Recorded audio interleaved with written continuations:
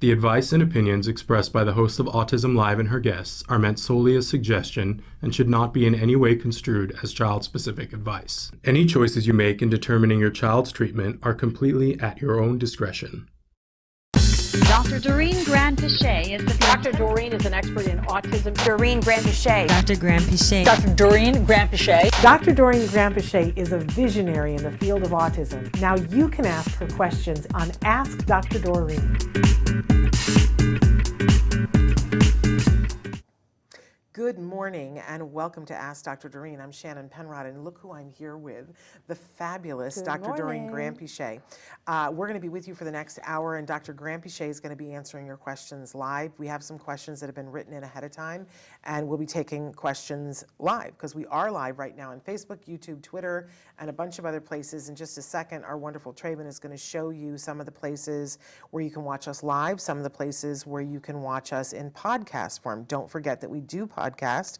We are available wherever you get your podcasts as a free download. That is the audio only portion of the show. If you want to watch the video portion of the show because you want to see how lovely Dr. Granpeesheh is and how fantastic her shoes are, not me, but her, then you really want to do that on our YouTube channel because that's where you can see it all, do it all. I didn't say good morning. Good morning, Shannon.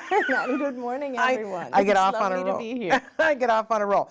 If you don't know who Dr. Granpeesheh is, she is a true expert in the field of autism. She's been working in this field for 45 years, more than 40 years. I mean, it's kind of crazy when you think about it. She doesn't look, her skincare regimen is amazing, and you have good genes, I've determined. But I also think that working with young people in lots of different ways has also helped to keep you as young and youthful as you are. So she has been working in this field for more than 40 years, and she's worked with all kinds of individuals in this field, young babies, preschool children, school-age children, teenagers, adults, and senior citizens on the autism spectrum. In lots of different capacities, she has also helped to shape the thinking of a lot of people in the field of autism and trained a lot of people in the field of autism.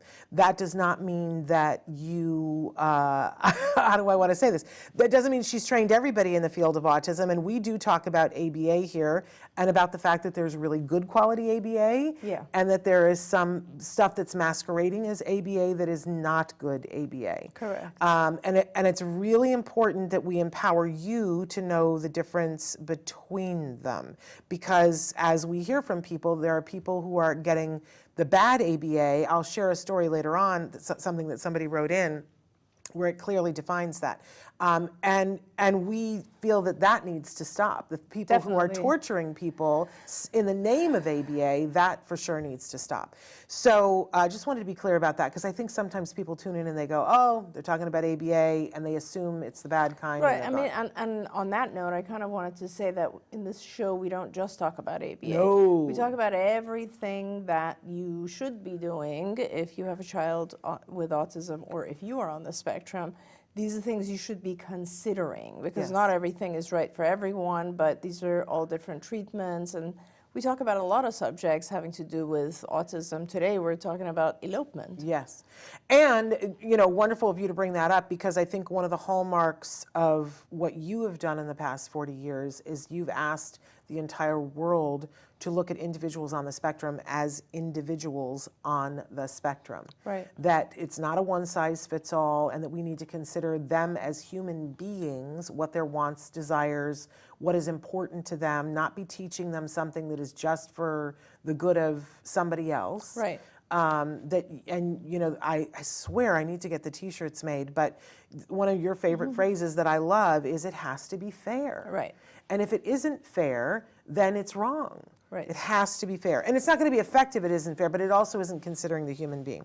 So, yes, we are talking about elopement today. Maybe let's start with, and I didn't get the disclaimer. Although Dr. Granpeesheh is a true expert in this field, there is no expert in any field who can give individual specific advice in this format. I think that's a no-brainer, but I need to say it. So when you write in, please give as many details as possible to us so that Dr. Granpeesheh can answer your question with as much knowledge as possible. But know that because she doesn't have eyes on the situation and the individual, she can only give generic Yes. non-specific advice. But the Yes. more information, the more she can give. But then you take that information back to the expert that has eyes on the situation, and that will be wonderful. And I'm saying hello and good morning already to Parker and Melody and Susie and Nicholas. I'm going to be on Nicholas's podcast later on awesome. today at 7 p.m. Central Time. I'm going to be talking with Nicholas, Neurodivergent Journeys. So that's going to be really cool. Fantastic. And Christia, we're so glad that you're here. Okay, so let's start with talking about what elopement is. Right, and I had, I was thinking about it a little bit earlier today and wrote down some stuff I don't want to forget to say. Okay. So elopement is when our child elopes or runs away. And this happens, and it's not as if they're running away from something, they just wander. And of course, there's a lot of danger involved with this because lots of different reasons. So today we want to talk a little bit about some of the preventative things that we can do if you have a child who is wandering, okay? And of course, if you are in an ABA program or any kind of teaching program, you want to make sure that your team of people working with your child are aware of this and are actively putting a program in to work on this, because it is possible to teach a child not to leave their home without an adult, but it's something that takes a little bit of practice and time. And until that happens, you as a parent obviously want to feel safe, right? And you want to make sure your child is safe. So there's a lot of different things. One of the things that is really, really good and becoming more and more popular are these GPS devices. And I think two companies that I had researched a little bit, one was Angel Sense that we've spoken about. They have QR codes that you can either iron on or attach to the child's clothing. And then there's another one called Pathfinders. And there's a lot of these companies now if you look out there online. But a GPS device somewhere attached to your child is not a bad thing. Yep. And the problem, of course, is that a lot of kids, when they leave, they're not necessarily, for instance, wearing shoes or a jacket or something like that. So it might, you might want to make sure that it's attached somewhere, like on their underwear or on the back of their T-shirt or something where that item is actually with the child. That is probably the most helpful, because you'll be able to look up on your phone and find your child as soon as possible should this happen. Now, obviously, a lot of people in the past used to use safety bracelets, or those bracelets that also have information on them. They say, for instance, your child's diagnosis or anything that your child might be allergic to, and those are still helpful as long as your child is willing to keep it on. That's very important. Obviously, making sure you have locks on every door and window in the house is super, super important. And if you look, actually, there are a lot of these. You don't have to have a sophisticated, fancy alarm system. There are alarms that you put on the door where if two parts of the alarm separate, it will produce a very jarring sound. Those actually a lot of times have been very effective in teaching the child to avoid the door. So alarm systems everywhere, super, super important to have that. Now, other things that you can do to give yourself a little bit of peace of mind is go to the local police station and take your child and introduce your child to the officers that are responsible for your neighborhood. It's kind of important, especially if you have an adolescent, let's say, because, if the police, a lot of times we used to train the police, but police are not trained to understand that perhaps an individual with autism will not respond to stop or put your hands up or don't put your hands in your pocket or things like that. They might not understand what any of that means. So it's really important for the police to be aware of how to interact with your child. Now, a lot of agencies are open to training the police. They like to do this. In fact, a lot of agencies are now training all first responders, including the fire department. So these are good, and you could familiarize your child with the fire department or them with your child as well. This is just helpful to do, because in case your child is lost, then the police are right on it and they kind of know what they're supposed to be doing. Another idea is to actually familiarize your neighbors with your child and your child's ability or disability to communicate. And that is, as you know, just go around, talk to the neighbors, tell them what's going on with your child, tell them that there's occasional eloping happening, and that if they do see your child, give them a phone number, a place to contact you, and that would be very helpful as well. One of the things that is super, super important, I think, is teaching your child how to swim.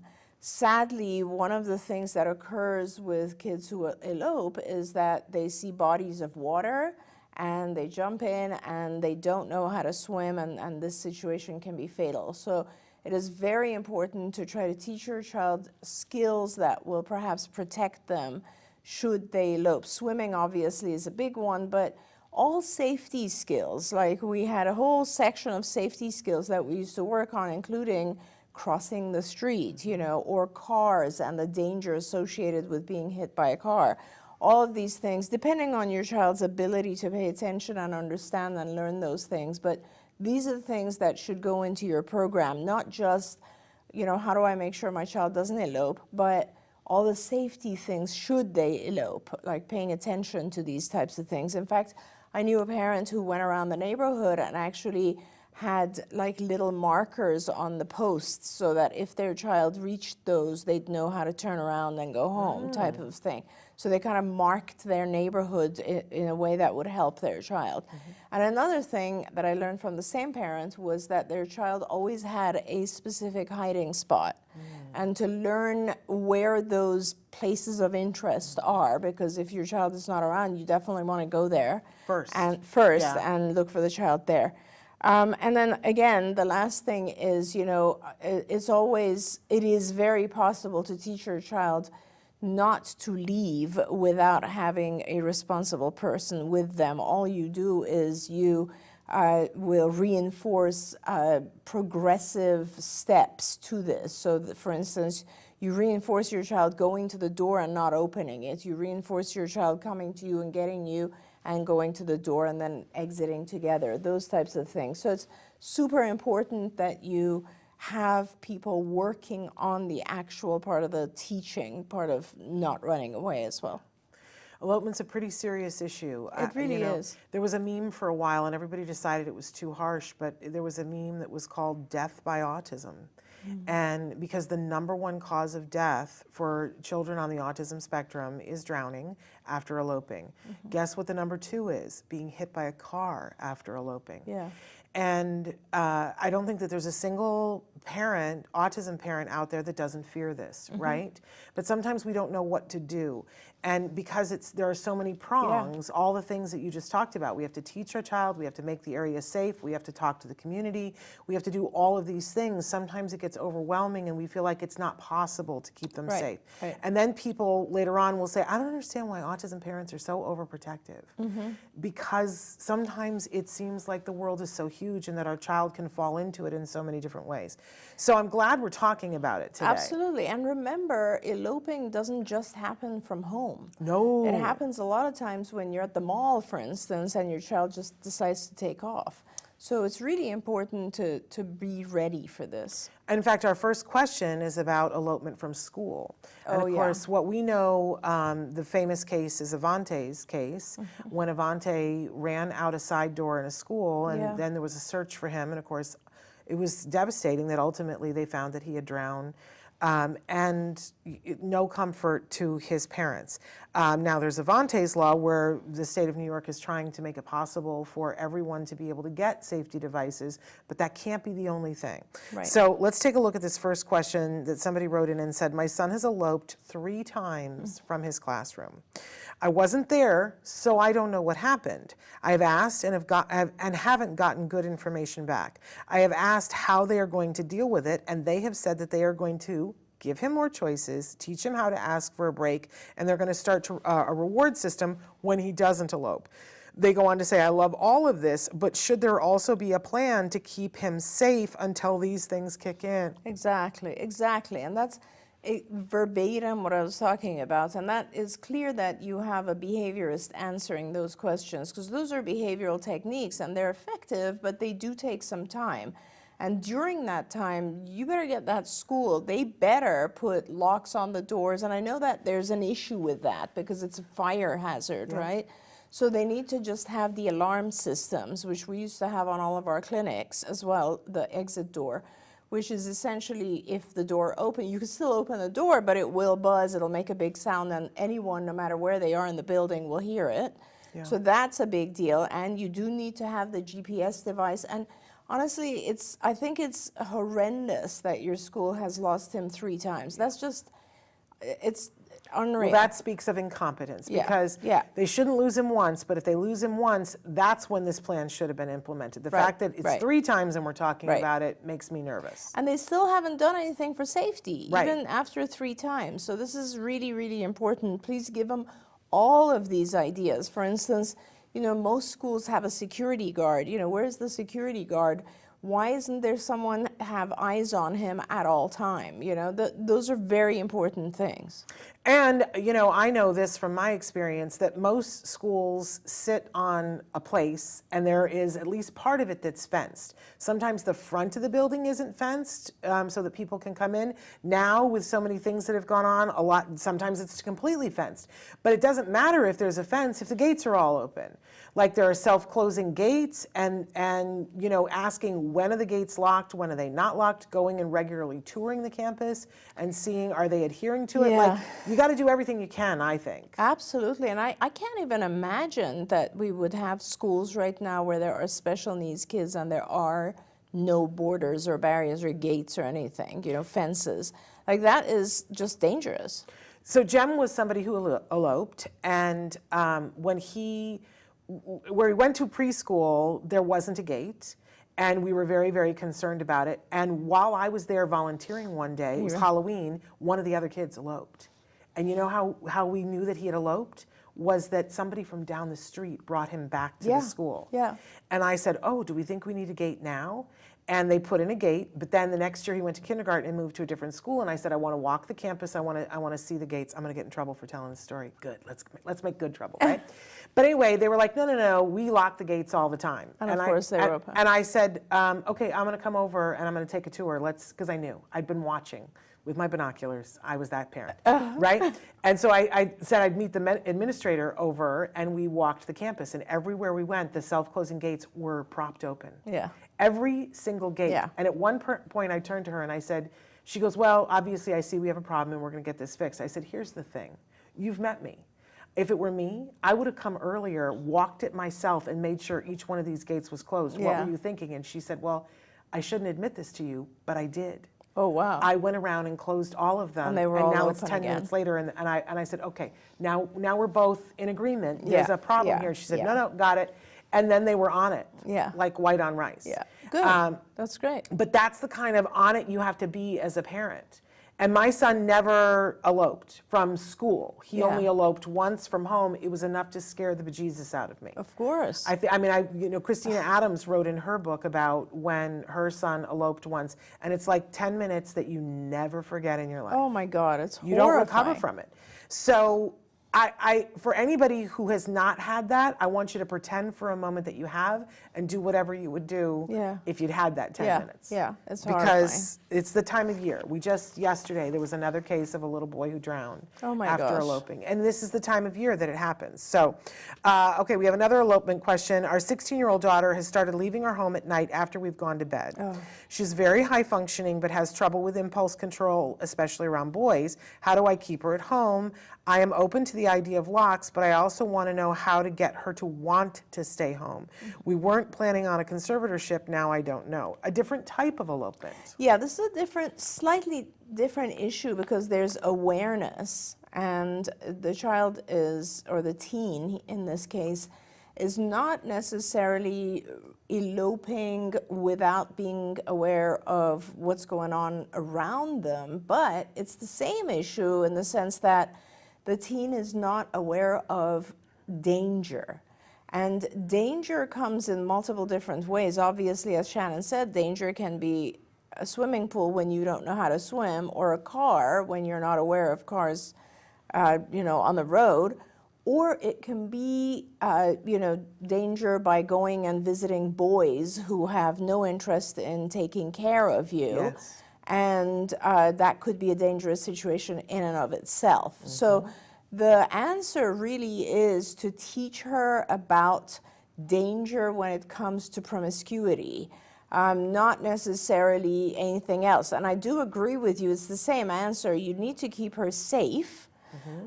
So locks, yes, I would say either GPS, definitely. I have typically developing kids in their 20s, and I have all of their locations on my phone at all times. So, you should definitely know where she is. Obviously, it's very, very difficult if this takes place after you're asleep, which is why the alarm doors are very good.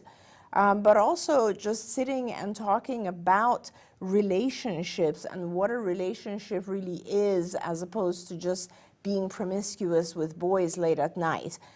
Explaining the difference of that, and if she is high functioning, which she sounds like she is, now you're kind of dealing with an issue that a lot of teens have, which is not really understanding that difference and not understanding how they can be unsafe if they are going out and doing whatever it is with boys late at night, people who they don't really know very well. Yeah, it's a tough one. And then we have another elopement question. Our newly diagnosed 3-year-old loves to run. Yeah. The problem is he will run right out into traffic or a busy parking lot. He won't hold my hand. He will do whatever he has to do to get away if I put him down. So I tend to carry him. He doesn't like that. Oh, yeah. I don't either, but I don't know what to do. Please help. Right, and that's so difficult, and I know that a lot of parents are against these things that look like a leash. I don't know what they're called. They're like a harness type of thing, because it actually goes around the child's chest. Yep. And the first time I saw one of those was honestly in the 80s. I remember a parent was walking down the hallway at UCLA, and they had one of these on their child. And I thought, this is actually pretty clever, because it really attaches you to your child in the sense. And I know it doesn't, we don't want to do that to our kids, but if they until they learn safety, I feel like safety is more important than how it looks. So if your child is not willing to hold your hand, then this is another way that you can do this. And again, everything is teachable. So you start with walking, holding hands for 10 seconds and reward that somewhere. And then 2 days later, you're going to do 30 seconds and 1 minute and so on and so forth. And your child will learn that, oh, the longer I hold my mom's hand or dad's hand, the more likely it is I'm going to get a reward. And that is how behavior changes. But as the other parent wrote, any kind of shaping in behavioral psychology takes time. Yeah. And so while you're shaping, you need to make sure you have that safety going on. I just want to say, as the ghost of Christmas future, this was Jem. Jem had one of those harnesses. Yeah. And we couldn't go anywhere. And he would bite my hand to get away from me. And then he would just run. Yeah. And, look at where we are now. So keep your child safe, keep working on it, because eventually we were, with good ABA, you guys taught us and taught him the joy of holding our hand. Yes. And it didn't take that long. We still had other stuff to work on, because if he saw something he liked, he would run. But it's worth it to work on it. And Yes. I thought we would go to the park where they would do these big concerts in our neighborhood. And I would look at all these teenagers running around, and I thought, we'll never have that. We will never, I totally have that now. But it was work. Yeah. It was work and time. It's worth it. Okay, I do want to say to people watching, we're saying hi to Melody from Rock of Gibraltar. Good morning to Susie. And again, I will be on Nicholas' Neurodivergent Journey, his podcast. I think we're live on Facebook. Correct me if I'm wrong, Nicholas. That's tonight at 7 p.m. Central Time, 5 p.m. Pacific Time. I want to acknowledge Parker, who wrote in some good advice also that you were saying about the elopement. Christia, I also want to say to Autism Journey with Elijah, she said, good morning, everyone, happy Tuesday morning, and then later said, wow, that question hits too close to my situation. I'm sorry for that parent to be going through that. It's nerve-wracking, that's for sure. Parker says that Blue Bridges is a great organization that trains officers in New Jersey. Love that referral there. Melody says, when my son was arrested in school, I mean, let's just talk about that for a second.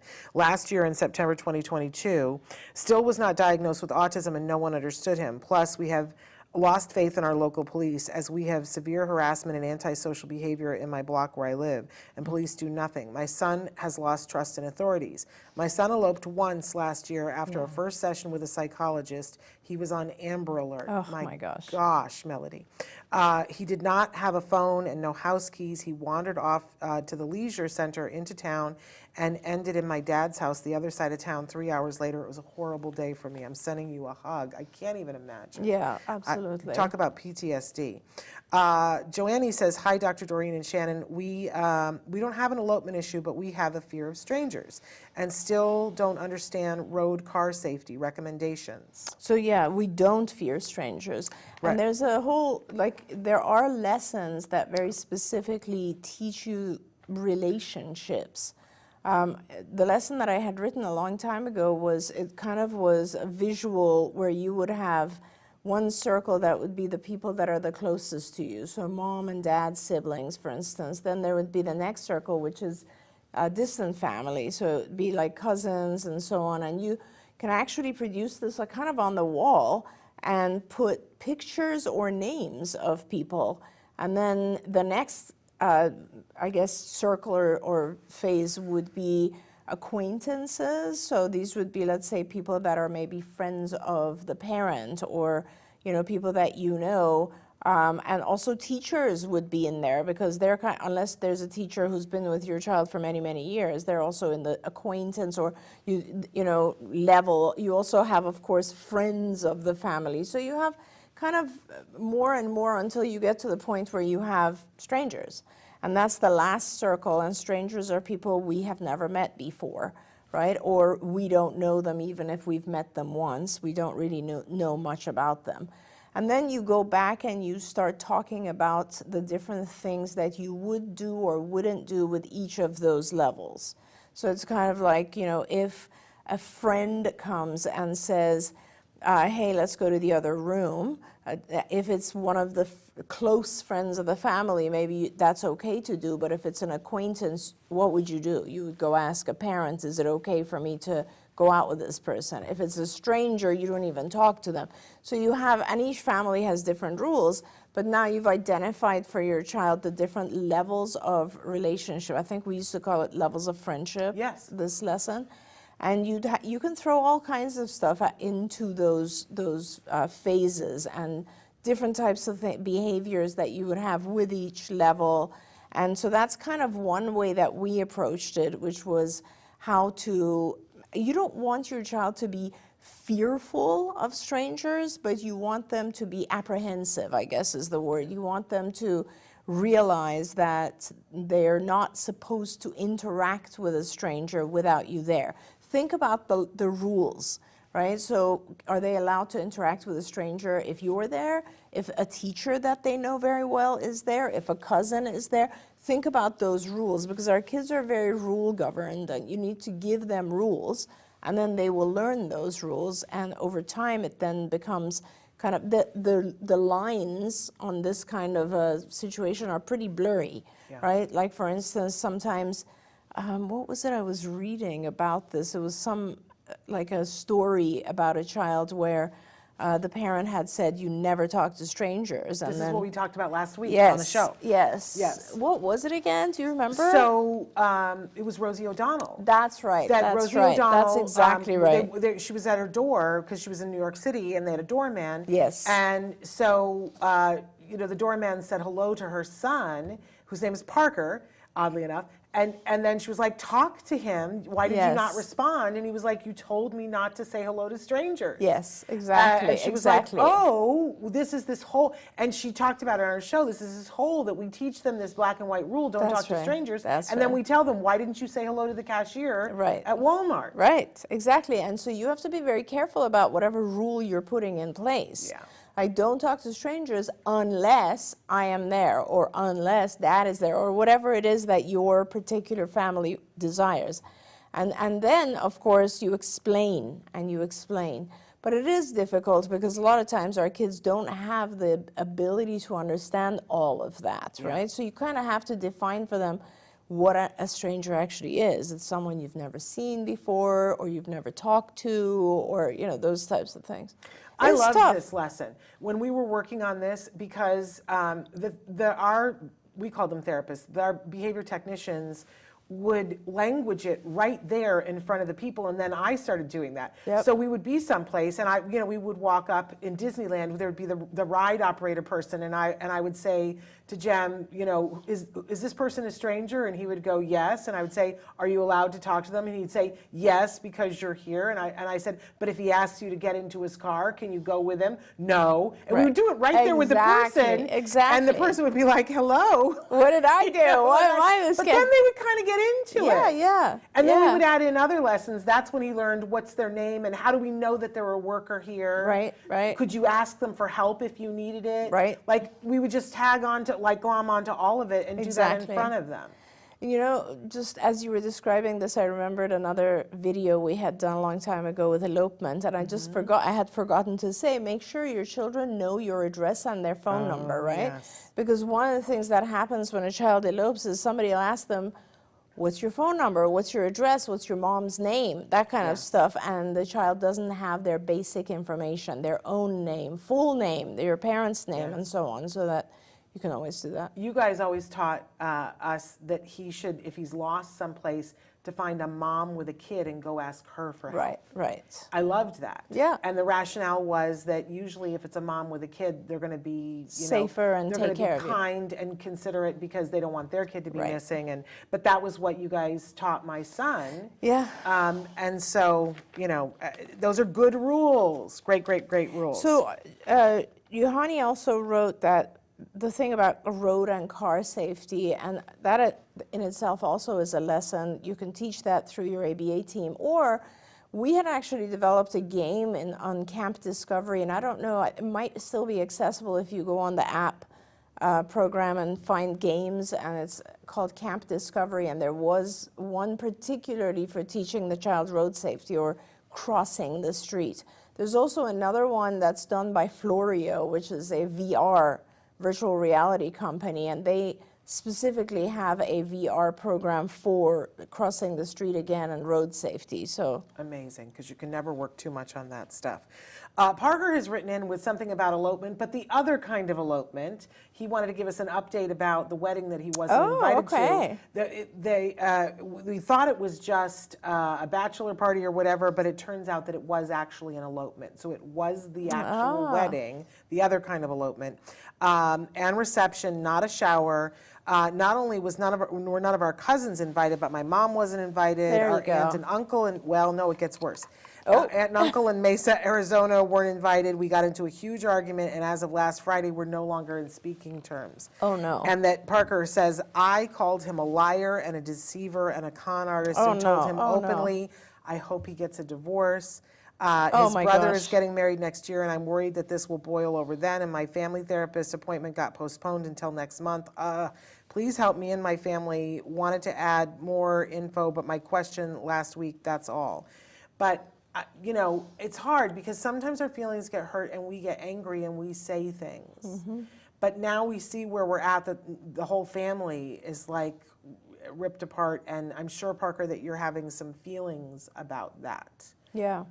And it's very difficult, and a lot of times we have to, whether it's before or after, Parker, it doesn't matter, you have to identify all the feelings on both sides. And this is really, really important. It's one thing to have an idea of the feelings of yourself and your family, but it's very important to have written down kind of what you think the feelings of the individual were as well. How did they feel? How did all of this interaction, what did this evoke in them? What did it cause for them on their elopement day? Now, really focus on that. And then I think once you're able to perhaps think about how others feel, the issue becomes communication. And everything, all these kinds of disagreements, arguments, etc., are usually able to be resolved once there's better communication. And I don't know, calling each other names and getting angry and all this sort of stuff is not really communication, because people get hurt and then they can't respond openly because they become defensive because you may have said something that hurt them. So, if there's any space for it, you might need a mediator, which is usually a therapist, who can help mend things. But at this point, it sounds like it's not just you, it's your entire family. So I think this is something that perhaps should be decided more by your mom or other members of the family who are older, who are also involved in this situation, because this sounds like a pretty difficult thing to resolve since there's so many people with hurt feelings. Yeah, but I'm going to evoke my dad. I was just talking about this in the car on the way in this morning, that my mother was a very intense person, and she wanted things her way a lot of the time, and my dad was a buffer, and my dad had this sense always, like, there are times in life when you go to a wedding or a funeral or a christening or whatever, and sometimes it's about you, and sometimes it's not about you. Sometimes it's somebody else's day. And there were a lot of people in my family that don't know how to take that when it's not about them. But my dad would always be the buffer, and I can remember on the day that I was graduating from graduate school. Right. And I had to run around because there were a lot of family members that were there, and I ran around all day long getting their things, doing this, doing that for them. And then finally at like 5 o'clock, my dad said, "Time out. This is Shannon's day. Yeah. And everybody else, you're going to put your personal needs aside because this is Shannon's day." Yeah. And he would do this. And I remember on my sister's wedding day that things were going on and I had things going on. And he was like, "Time out. This is your sister's day. So you're going to have your experience, but this is her day." Nice. And I try now that my dad's not here anymore to be that person in my family when I show up for somebody's thing, to go, wait a second, whose day is it? Because Right. we're all having an experience. Right. Right? But when it's the wedding day, it is the day for the bride and the groom. That's and right. what everybody else wants gets in the back seat. It's true. It's true. And I think that when you can be that way for people, they appreciate it. Because it's Well, supposed to be their day. Absolutely. And this is kind of one of the things that I talk about, Shannon, which is, as you know, there are a lot of self-advocates who say we don't want to be changed. Yes. But the bottom line is we all change ourselves in order to fit into social situations and norms. And this is a good example of that. We all have feelings around being invited, not being invited, that kind of stuff. Everybody does. But the truth is, if it's someone's special day, social norms dictate that you back off, and that is probably not the day to talk to that individual about why or not you were or were not invited. These are just social rules that everybody kind of has to adhere to, or we try to adhere to. It's not always the case because we all get emotional and we do things that are inappropriate and we're taking away from other people's special moments. Yes. But I mean, those are the social rules. And you're entitled to feel how you feel. Absolutely. But it doesn't mean that your agenda becomes the top one. That's so right. I'm sure that everybody's feelings are hurt that they weren't involved. Yes, yes. But the truth of the matter is that these two people decided to get married and that they wanted to do it in a very private way. Yes. And you are entitled to feel bad that you weren't invited. You are not entitled to say to them, "I hope you get a divorce." Yeah, I'm sure yeah. you feel bad about that, Parker. But, sometimes if I have a feeling and I know that it's not something to visit on somebody, I will write a letter and throw it away. Yeah. because then I get my feelings out. That's the way to do it. Yes. But I didn't visit them on somebody who doesn't really have anything to do with it. That's right. That's right. Anyway, just my advice, Parker. Glad to evoke my dad. My dad was a great man. Okay, I have this other question because they wrote in last week and said, did we get their question about yeast? This is a whole other thing. But hi, ladies. First off, I would like to thank you for all the knowledge and education you provided me through your show. Second, I have heard your talks about yeast digestion and thought, okay, that doesn't pertain to my child. Until one night, she wakes up at 3 a.m., entertaining and self-laughing, and I'm half asleep, but I turned to my side and I smelled an overwhelming smell like someone just baked a loaf of bread. And it was the time I realized what was going on. After doing research, I found that coconut oil has been shown to defeat the yeast overgrowth. My daughter loves eating tortilla chips, so I started buying tortilla chips fried in coconut oil to help try and stem the imbalance. Is there any other natural treatments you can recommend? I have heard of things like oil of oregano, but I feel more comfortable giving her food that will supplement her instead of extracted essential oils. Is there any food or any tips you can recommend? I would be so grateful. Thank you. Yeah, there's a, it's a powder. I'm trying to look up the name because I haven't used it in such a long time. Is it the culturel? No, culturel is a probiotic, which is also great. But there's another one, if I remember the name of it, I will make sure we get that to you. But anyway, so yeast is a very, very difficult thing to deal with. We got to talk about that for a minute because it's not easy to get rid of yeast, actually. So I really do, if it's possible for you, I would recommend talking to a functional medicine doctor. I understand that you probably don't want to go into hard medications, but there are, babies when they're newborns, infants can actually contract yeast infection, which is thrush. And we give them nystatin, which is an antifungal medication, and we put it in the baby's mouth until the yeast is gone away. So it isn't something to be scared of to have antifungal medication. It's important because suffering from candidiasis or yeast infection can have lots and lots of side effects and negative effects on the brain, on learning, and as you saw, it kind of makes the individual behave as if they're drunk, right? And so they're not really able to take too much information in from their environment when that's happening. So I do recommend that you talk to a functional medicine physician because they can help you with this. That being said, yes, oregano is one of those things, and if I could remember the name of this, it's something like Candida something. It's a powder. Let me just see if I can. Okay. Yeah. Can I say while you're looking that up? Yes. That, you're talking about adding something in that it will help with the yeast, and I always think of it as taking stuff out of the diet. Very important. That, you can help by removing any refined sugar, and you can help by reducing the amount of, even unrefined sugar. Right. So I definitely would limit the number of carbs. I would limit the number of fruits. You have to be very careful that you don't put your child into ketosis, which is why you want to be working with a functional doctor because, everybody's on the keto diet. That's all well and good. These are children. We don't want to put our children into ketosis, especially for long periods of time. That's not a good thing to do. But you can tell very sharply because yeast is a living thing. Yes. And you need to have a certain amount of yeast in your body. You're never going to get rid of it entirely, right? You just want to have the balance, right? That's right.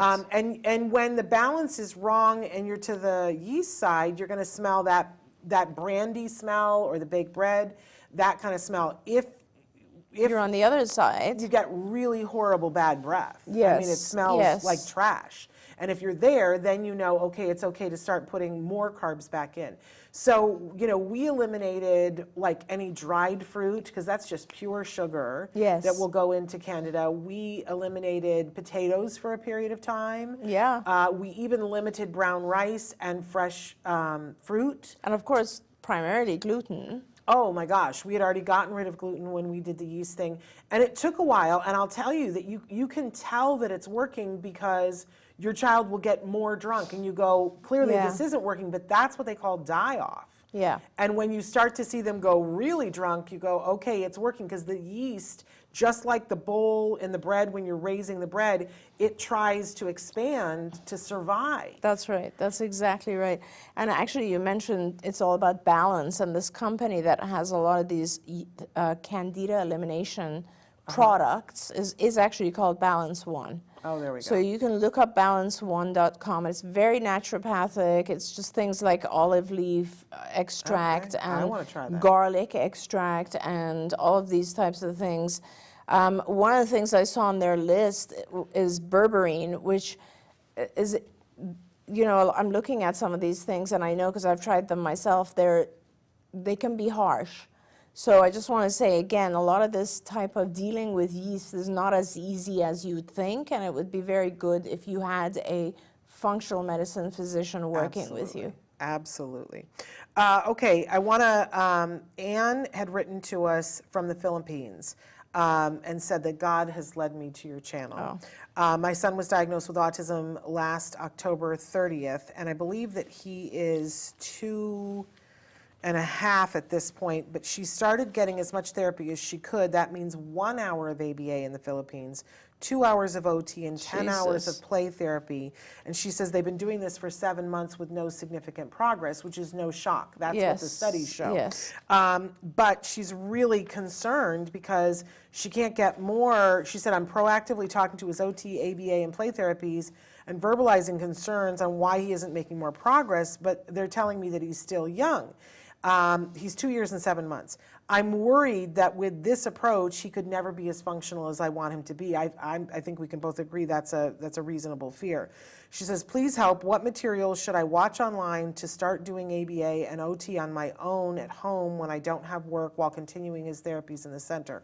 I want the best for my child, and time is running, and he is aging, and his development is regressing. I want to have him have... I want to have a one-on-one to be able to sit with him at a table so we can start fun teaching lessons. Yes, exactly. Okay, so what?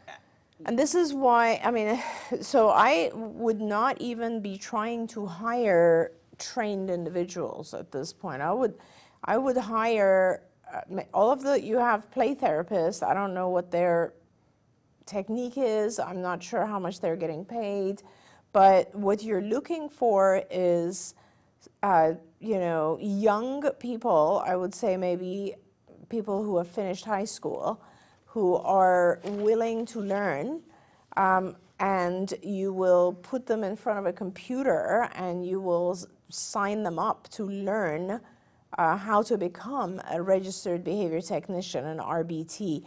Remember, it is not that difficult to get an RBT credential. It's 40 hours or so of class time, followed by a little bit of practicum and supervision by a BCBA, a supervisor. So I really do recommend that you find untrained people and you train them. And then there are many, many BCBAs, board-certified behavior analysts in the world who work privately and who are willing to provide supervision to your child. And the difference between behavior technician and supervisor is that the behavior technicians are the team of people that actually work directly with your child. And the supervisor also, of course, works directly, but they're the one that kind of designs the program and troubleshoots and tells you how to get your child from one place to another. And that's a very difficult thing because you're talking about, let's say, a 2.5-year-old who has very little language and communication, little social behavior, all of that. And just as you said, you want to have a team who can sit down, start teaching, literally teaching, using discrete trial techniques to get your child into a mode of learning new things, new language, new nonverbal language like eye contact, compliance, learning how to speak and communicate socially, all of these different things, daily living skills, motor skills, dressing themselves, adaptive skills, everything. And they need to be able to do this with teaching techniques that are part of ABA. And so the best way you can do is to hire local people. And if you need help with supervisors or people, I know a lot of people who would be willing to just do regular weekly Zoom calls, observe your child in therapy, and give your team guidance onto what they need to do next. So you just need to let Shannon know your information, and we'll connect you with some of these people. Now, hopefully you can afford to do all of this. Obviously, the bigger issue becomes, you know, affording to get your group trained. But these days, you know, you can get a bunch of people sitting in front of a computer, and it's all the cost of one person, really, training the behavioral techniques. Traven just put up for you, we are aware of one company that provides, you can see the videos for free. Now, I'm not 100% sure that they do that globally. I know they do that in the United States. So he put that link up for you. That's the Autism Partnership Foundation. Well, I mean, Autism Partnership used to have centers in Hong Kong, so I think they probably do. They have one in Japan, yeah. Yeah. So, but that 40-hour training, the online portion of it is free. Yeah, that's so, great. So that's you great. have there are also places that do it that there is a cost for it, but again, you buy to be able to watch one thing, and you can have 12 people watching it. So yes, absolutely. So I hope you'll check that out, and he did put that in the comments so that that's on all the platforms. I do want to get to the fact, and hello, Amanda, we're so happy to have you there. And by the way, Robert would like to elope with you. But she's very happily married, Robert. So speaking up for Greg here on Greg's behalf. Okay, there we go. But Melody has written in, and I want to make sure we get to this, that, you know, she's been waiting to get the diagnosis. Her son is 15 years old. She says now he says that he is not autistic. I think that's a pretty normal thing for a 15-year-old to say. Tomorrow he's seeing the pediatrician, and next Wednesday he'll see the child psychologist. But she is concerned because he is 15 years old and he is losing weight, she says, again, which is worrying as he's a teenager. He's turning 15 at the end of August. And I know you have spoken about these kinds of concerns before. We do have to be very mindful, because anorexia is a thing that is very prevalent in the autism community. Definitely. And I think you're on the right path because you now have connected with a psychologist. Hopefully that's someone that your son trusts and has established a relationship with, because this becomes really important at this point. Think of this therapist as someone who is going to kind of guide your child's thinking and your child's self-analysis and self-awareness. So it becomes really, really important to make sure there is an individual that your child can connect with who can guide them. And then it becomes really important for them to have frequent access to this. I mean, and people usually think that you're only supposed to see a therapist once a week. When we used to, you know, when I was training, when someone is in needs and in a dire condition and they have a lot of needs, you can see them every single day as a therapist. So I would really recommend that you try to get a lot of sessions with this psychologist or therapist that your son has, and try to help them, guide them in the right path. There we go. Autism Journey with Elijah says that they're going to school to become a board-certified Awesome. advocate for special education, a B case starting in June. That's awesome. Amanda says it's not hard at all to do the RBT. She said, I was thinking about starting a program training parents to be an RBT because parents make the best RBTs. There's so much turnaround within the ABA community. If we had more parents, maybe there would be less turnaround. And I will tell you, yeah, and I would tell you, I think that's a great idea, Amanda, but I think that there's a lot of trainings that are out there. The part that I always hear that's difficult from parents is that, because I know I've done the training and I've taken the test and passed the test, but then what you have to do is a certain number of hours practicum working with somebody. That's the harder part. Right, just because you're not allowed to do it with your own child. Right. So, you know, if you're able to connect with other parents and you trade and you Right. work with the other child, then it's as simple as that. And then you need a BCBA, obviously, to observe you and to take a particular. And by the way, I don't care if you have an RBT. That's not the point. You want the knowledge. You want the knowledge, right? And there are other credentials that are also good, but it's about learning the knowledge. And without passing that practical test, I don't care. You already have the knowledge, and the more you observe our good RBTs working with a child, your child, the better you get at this. It's just a matter of experience and time, honestly. Yeah, but I think sort of the thing about, because I didn't go for the actual certification for RBT, but I wanted the knowledge. Yes. I wanted the knowledge for me as a parent, and I wanted the knowledge for me sitting here interviewing people.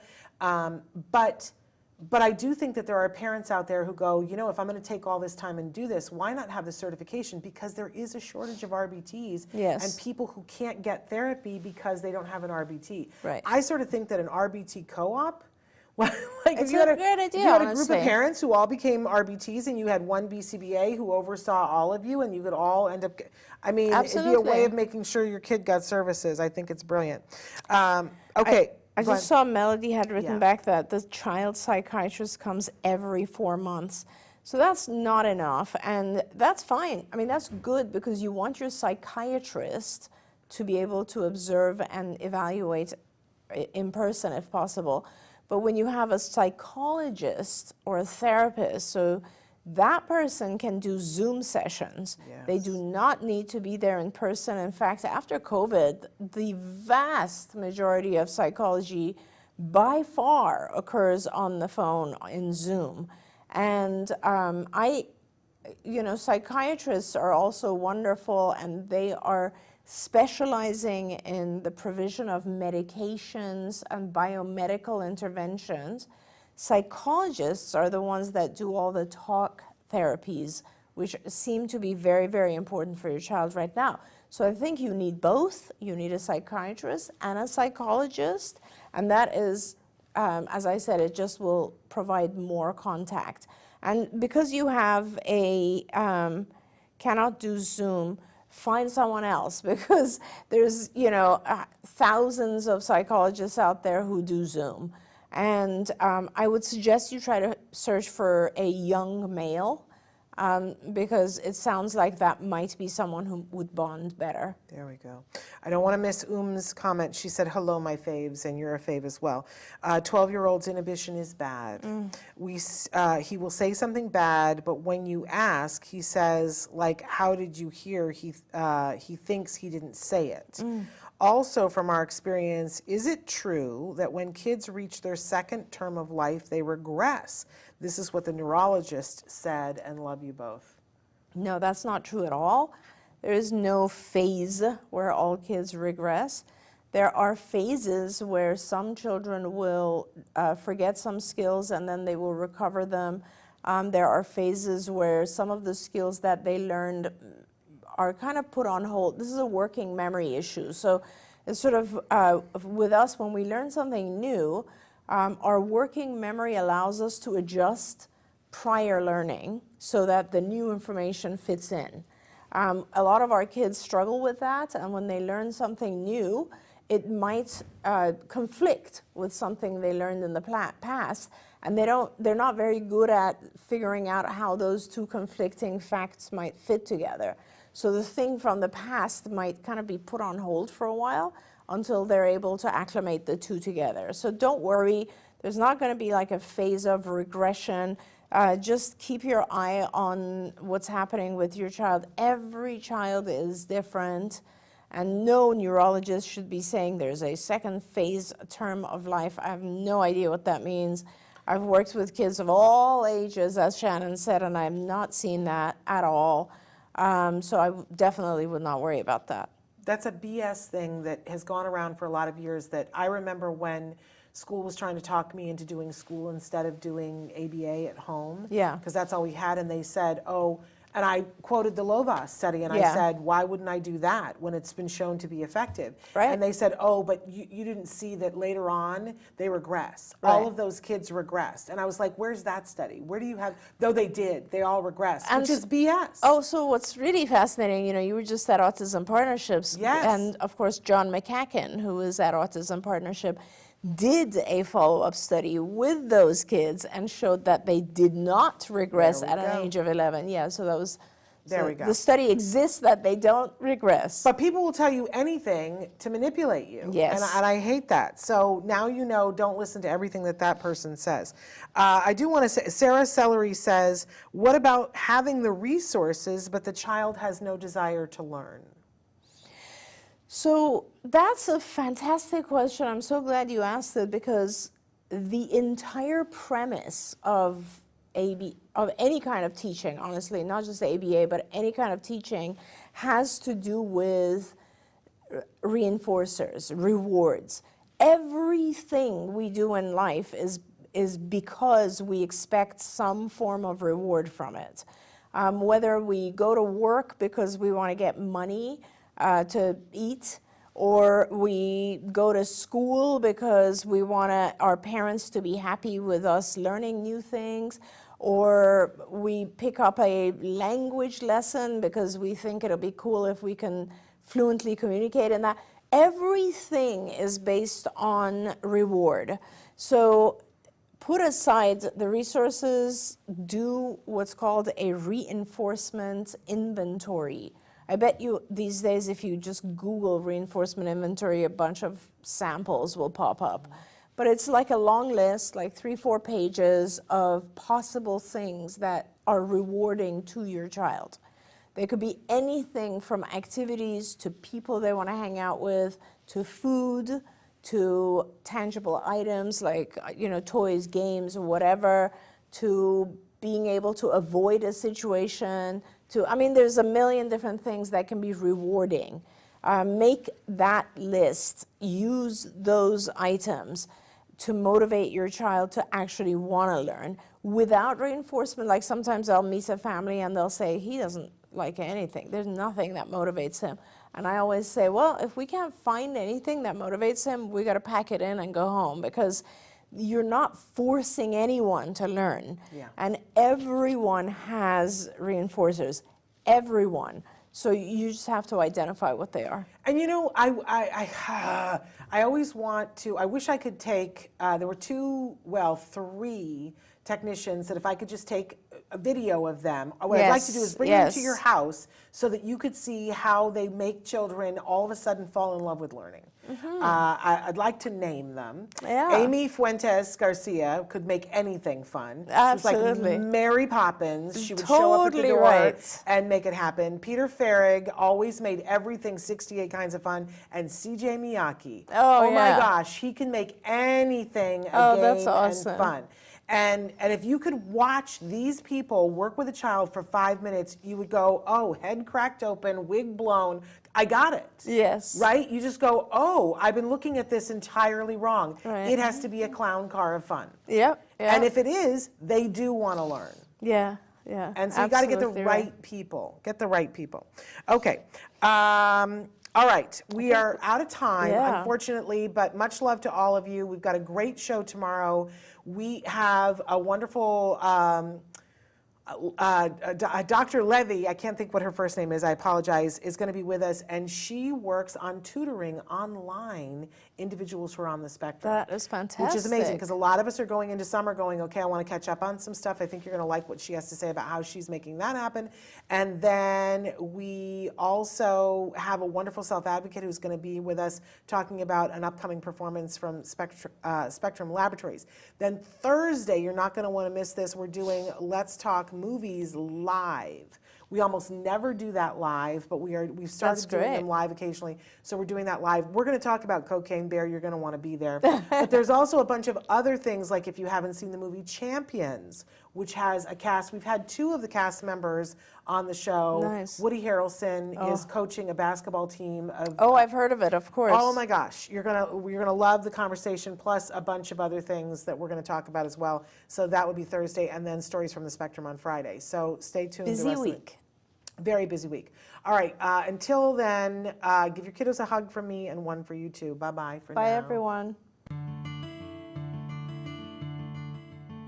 Don't forget, you can watch Ask Dr. Doreen live every Tuesday morning at 10 a.m. Pacific time. We hope to see you there.